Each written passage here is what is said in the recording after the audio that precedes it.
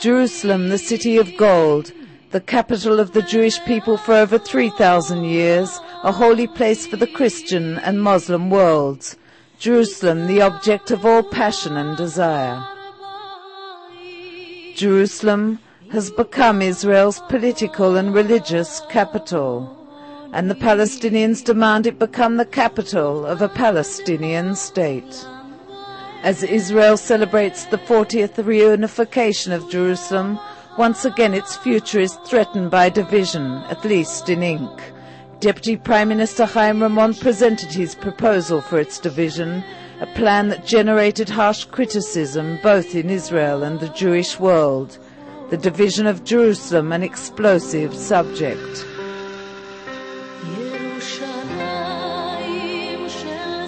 The 6th of June 1967, Israeli soldiers conquer Jerusalem's old city. The city, sanctified 3 times, is reunited after 20 years of separation. When talking about the division of Jerusalem, we are forced to reckon with a complex and entwined situation over the issue of sovereignty. The issue is divided into 3 parts: national sovereignty, civilian sovereignty, and religious sovereignty. 3 levels of authority that cause the idea of division to be complicated and practically impossible.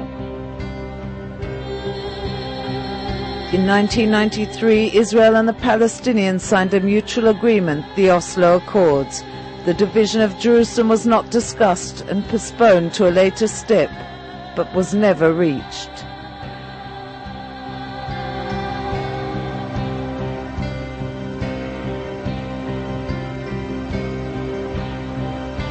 Israel was forced to wait until the Camp David talks in 2002 to be confronted with the division of Jerusalem that raised its head once again.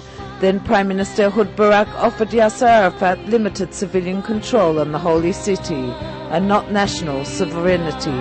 Arafat refused. The outbreak of the Al-Aqsa Intifada was the direct outcome. There were thousands of victims on both sides and a serious setback for Israel and the Palestinians.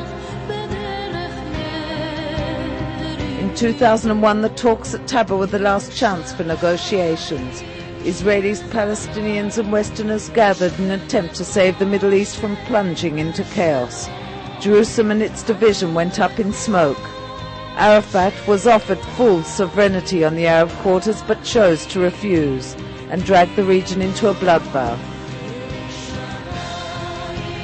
The division of Jerusalem came up once again, but this time through private proposals. Yossi Beilin and Yasser Borabu in 2003 signed the Geneva Peace Initiative that offered a capital for 2 states.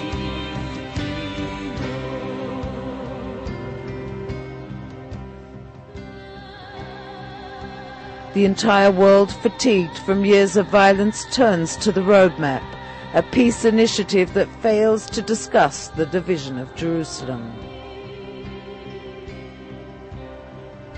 As preparations are underway for the Mideast Summit in Annapolis, once again Jerusalem is on the cards as a negotiating tool. Chaim Ramon proposes a real division of the capital on all levels of sovereignty.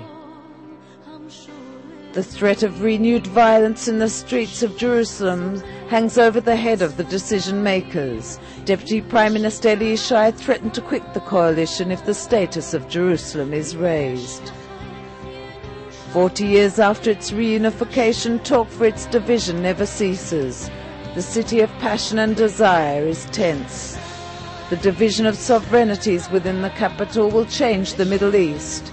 Israel and the Palestinians will be forced to discuss the issue at the upcoming summit, taking into account the consequences of dividing the most disputed city in the world and all history.